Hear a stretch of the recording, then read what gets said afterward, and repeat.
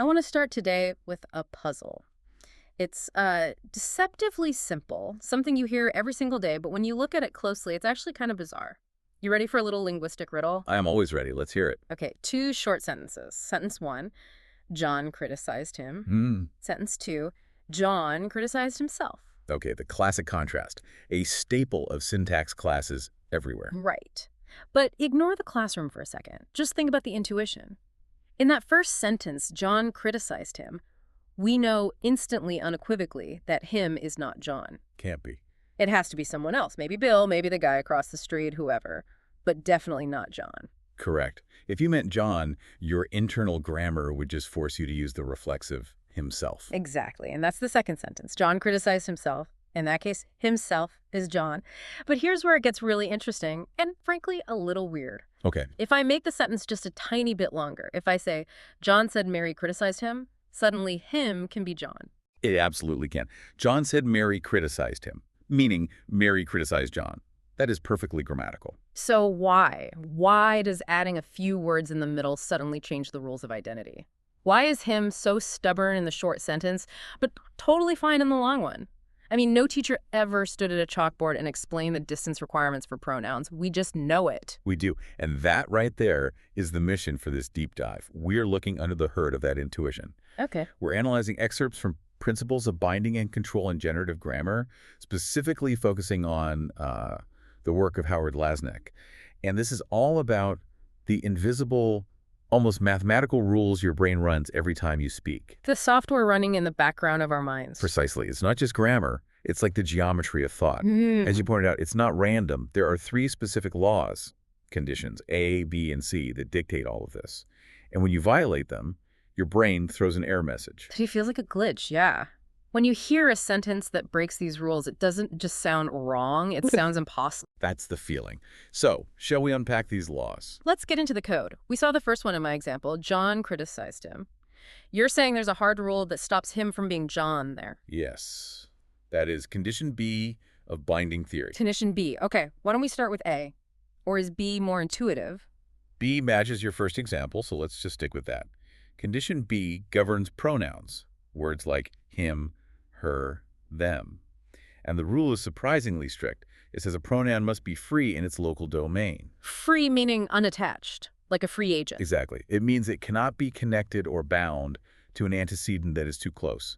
Think of a pronoun as being a bit antisocial. It needs its personal space. Okay, so in John criticized him, they're in the same immediate vicinity. It's just John, the verb, and him.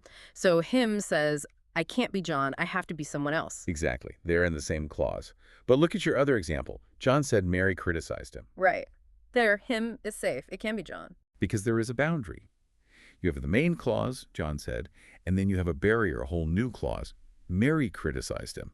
Because that clause boundary is there, him is no longer in the same local domain as John. It's far enough away. So condition B is satisfied. So it's like pronouns have a personal space bubble. If you're inside the bubble, you can't refer to them. If you're outside, you're good. That's a great analogy.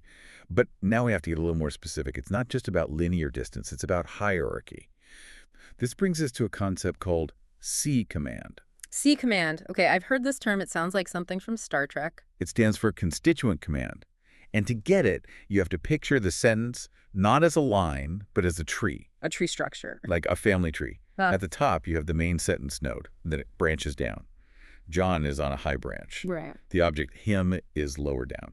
C command is basically about who can look down on whom. Okay, so in John criticized him, where's John in the tree? John is the subject. He's sitting high up on a branch. From there, he can look down and see the whole phrase criticized him. Because he can see the pronoun him from his perch, he commands it. And condition B says, if you're in the same bubble and the guy above you commands you, you can't be the same person. That's it. Proximity plus that structural command creates the conflict. Got it. Now let's flip it. We talked about John criticized himself. That one works. So himself must have a different rule. That is condition A. This covers what we call anaphors. Anaphors. So that's reflexives like himself, herself. And reciprocals like each other. Their rule is the exact opposite of pronouns. Condition A says an anaphor must be bound in its local domain. So they're the clingy ones. Pronouns are antisocial. Anaphors are codependent. Very codependent. They need an antecedent right there in the room with them, commanding them. That's why John criticized himself works. John is right there in the same clause, acting as the anchor. But if I stretch it out, if I say, John said Mary criticized himself. Crash. Blue screen of death. Yeah, it sounds terrible. My brain tries to make himself refer to Mary, but the gender's wrong, and it falls apart. It fails because John is too far away. The local domain for himself is just that lower clause. Mary criticized himself. Is there a male antecedent inside that bubble? No, only Mary. So condition A is violated. The anaphor is just left floating with no anchor. This is fascinating because it's so symmetrical. Where him works, himself fails, and where himself works, him fails. Linguists call that complementary distribution. It's a beautifully efficient system.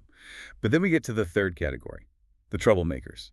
Condition C. Which covers actual names. Yes, our expressions, like John, Mary, the book. And condition C is the strictest of all, and our expression must be free everywhere. Everywhere, so it can never be bound. Effectively, yeah. Yeah. A name can't be bound by a pronoun that he commands it.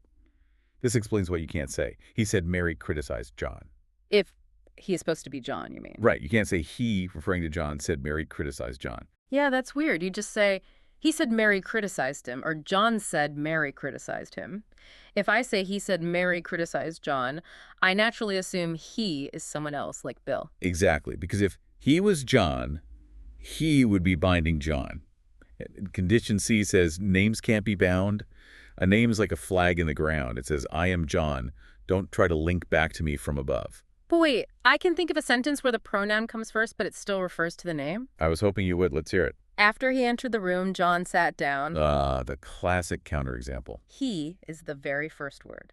John comes later. But he is definitely John, so why doesn't that break the rule? This is where the tree structure, the command thing, becomes so important. It proves it's not about who comes first in time. It's about the hierarchy. Okay, walk me through the tree for that one. After he entered the room is an introductory phrase, an adverbial clause. Picture the main sentence, John sat down, as the trunk of the tree. The after part is a branch sticking out to the side. An annex. So he is sitting in the annex. Exactly. And from that position, he cannot look up and over to see John in the main clause. He does not command John. I see. So even though he is spoken first, structurally it's not above John. Precisely. No C command, no binding. John is technically free, so condition C is happy. It proves our brains are building 3D structures, not just linear chains. That is wild. We are doing structural engineering every time we open our mouths. Now, the source material goes a step further. It tries to write this down mathematically. Yes, the mathematics of identity. Usually linguists use indices, little numbers like I and J. Right. So if John is number one and him is number one, they're the same guy. Simple enough. If they share an index, they're co-referential. But then you hit a problem. The we problem. The we problem. Consider the sentence, we like me. Now, we includes the speaker, and me is the speaker, so they are related. Right. We is me plus some other people. But remember, condition B, pronouns must be free. They can't overlap with the local antecedents. Does we like me sound perfect to you? It sounds a little funky. I like myself is good. We like ourselves is good. We like me. It feels, I don't know, degraded. I wouldn't say it unless I was making a very specific point. Exactly. Degraded or marginal. And here's the mathematical headache. If we and me share the same index, say index 1, then they're the exact same entity, but they aren't. No, one's a group, one's an individual, so give them different numbers. We is 1, me is 2. But if the numbers are totally different, then we shouldn't include me at all. So the simple math breaks down. We need a way to say they are partly the same, but not entirely. Precisely. So the source discusses a solution, set indices. Instead of a single number, every word carries a set of numbers. A set, like an Venn diagram. Exactly like that. So me might be the set 1. We would be the set 1, too. Ah, I see. They show the number 1. That captures the fact that I am part of we. Correct. Oh. And now we redefine free for condition B. We say 2 words are free only if their intersection is null, if they share no numbers. So in we like me, the set 1, 2, and the set 1 overlap. They share the number 1. The intersection is not null. Which means me is not free. And condition B demands that me be free. Correct. So the sentence, we like me, technically violates condition B. And that mathematical violation perfectly predicts that degraded feeling you have. That's surprisingly elegant. Okay, let's go back to that bubble concept. We said the bubble is usually the clause, but the source suggests it's not always so simple. Right. We need to properly define local domain. It's a technical concept called the governing category. Governing category. Okay. So when does the bubble leak? Take the sentence. John believes himself to be clever. John believes himself to be clever. Okay, John is the subject of believes. Then you have this next chunk, himself to be clever. Technically, himself is the subject of that lower bit. Right. So why does this work? Remember, John said Mary criticized himself, failed because of the boundary. Himself is in a different clause than John here, too. Oh, that's a good point. It's crossing the line. Why is that allowed here? The verb believes. It's what's called an exceptional case marking verb. It has the power to reach across the boundary and govern the subject of the next phrase. It governs it. Yes. Yeah. And because it governs himself, it extends the bubble. It pulls himself up into the main clause's jurisdiction. Suddenly, John and himself are in the same governing category. So John can bind himself because believes bridge the gap. Exactly. But it gets even trickier. The source brings up the famous picture noun examples. This is where I got a little lost. The difference between John likes stories about him and John likes stories about himself. Right. Both sound okay to me. Usually if one works, the other fails.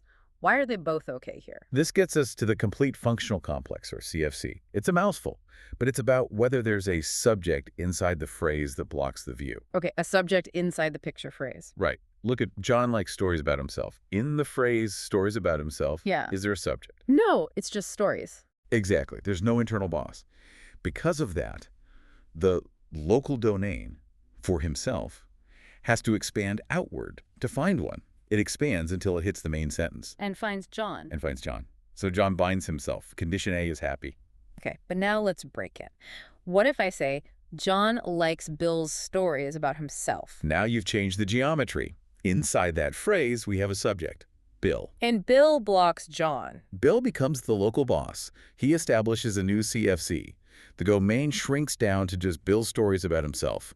So himself there must refer to Bill. Wow. John likes Bill's stories about himself. You're right, it has to be about Bill. You can't read that as being about John. Exactly. Bill creates a barrier. This shows the bubble isn't a fixed size. It stretches and shrinks depending on whether a subject is present. It's amazing how sensitive we are to that. Just adding Bills changes everything. In milliseconds. Okay, so we've covered a lot. But then the source introduces a ghost. The ghost in the machine. P-R-O. Capital P-R-O. The invisible subject. Take the sentence. John tries to be clever. John tries to be clever. John is the one trying, and John is the one being clever. But grammatically, who is the subject of to be clever? Well, semantically, it's John. But syntactically, John is the subject of tries. In the lower clause, to be clever, there's a hole, a silent spot. Linguists argue there's a silent pronoun there, P-R-O. So the sentence is really, John tries P-R-O to be clever. Okay, so P-R-O is like a pronoun we just don't pronounce. But here's the paradox. Is P-R-O a pronoun like him or an anaphor like himself? Well, in that sentence, John tries P-R-O to be clever. P-R-O refers to John, so it's bound. It acts like himself. Right. But what about it is important to be clever? It is important, P-R-O, to be clever. There, P-R-O doesn't refer to anyone specific. It's just people in general. So there it acts like a pronoun. It's free. So it's a chameleon, sometimes bound, sometimes free. Which is a disaster for the theory. It can't be both. Yeah. This is the P-R-O paradox. So how do you solve it? The P-R-O theorem. The source explains that for P-R-O to exist, it has to hide in a place where neither condition A nor condition B can see it. Is there a blind spot in the syntax? There is. P-R-O must be in a position where it is ungoverned, a place where no verb can touch it. That's why P-R-O only shows up in infinitives like to be clever. You can't say John injured P-R-O. Because injured governs its object. It touches it. Right. P-R-O vanishes if you touch it. It has to be in the structural shadows. This sounds like quantum mechanics, the observer effect. It is very similar. And this leads to a huge question. Is this control phenomenon where John controls P-R-O just another version of binding?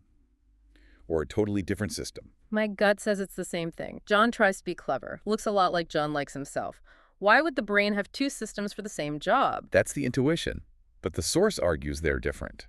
And the evidence comes from looking at other languages, specifically Polish. Okay, help me out here. What happens in Polish syntax that cracks this? So in English, we know an object can bind a reflexive. For example, John told Mary about herself. Right. Mary is the object, and herself refers to her. Works perfectly. In Polish, that's illegal. In Polish binding, the antecedent must be the subject. You can't use Mary, the object, to bind herself. Oh, interesting. So Polish binding is stricter. Much stricter. Now, let's look at control. John told Mary, PRO, to leave. Okay. In English, Mary controls PRO. Mary is the one leaving. In Polish, it works exactly the same way. You can use Mary, the object, to control PRO. Wait, so in Polish, binding hates objects, but control is fine with them. Exactly. The rules flip. That proves they can't be the same thing. Bingo. If binding and control were the same mechanism, they should follow the same rules. Since they behave differently, the source concludes they must be separate modules of the language faculty. That's heavy. It means our brain has a dedicated binding department and a separate control department. That is the implication. It suggests the mind is highly modular, specialized circuits for specific linguistic tasks. So what does this all mean for the listener? We've gone through laws, math, and invisible ghosts in Polish. It means that when you speak, you are performing a feat of high-speed computation that would make a supercomputer blush. You're calculating structural distance, checking set intersections, determining government domains, and placing invisible pronouns. And we do it all without thinking, while chewing gum. Exactly. It really highlights that language isn't something we just learn like history dates. It's part of our biological blueprint, universal grammar. These constraints A, B, and C aren't English rules. They seem to be human rules. Before we go, I have one final thought to leave you with. A provocative example that kind of breaks everything we just said. Oh, I know the one. The thinks pictures example. John thinks pictures of himself are on display. A classic brain teaser. Think about it. John thinks that implies a clause boundary. John thinks that. Right. New clause. Inside that new clause is pictures of himself are on display. Himself is in the lower clause. John is in the upper one. By all our rules, himself should be too far away. Condition A should fail. And yet the sentence is perfectly fine. So, is the rule broken? Or, and this is the really wild thought, is himself actually moving? There's a theory called LF movement logical form movement. It suggests that himself secretly moves up the sentence structure to get close to John in the split second before you say the words. Invisible movement of words in our heads. It's a distinct possibility. The structure of our thoughts might be different than the structure of our speech. Something to mull over next time you look at a picture of yourself. Indeed. That's it for this deep dive. Thanks for listening. It was a pleasure. Catch you next time.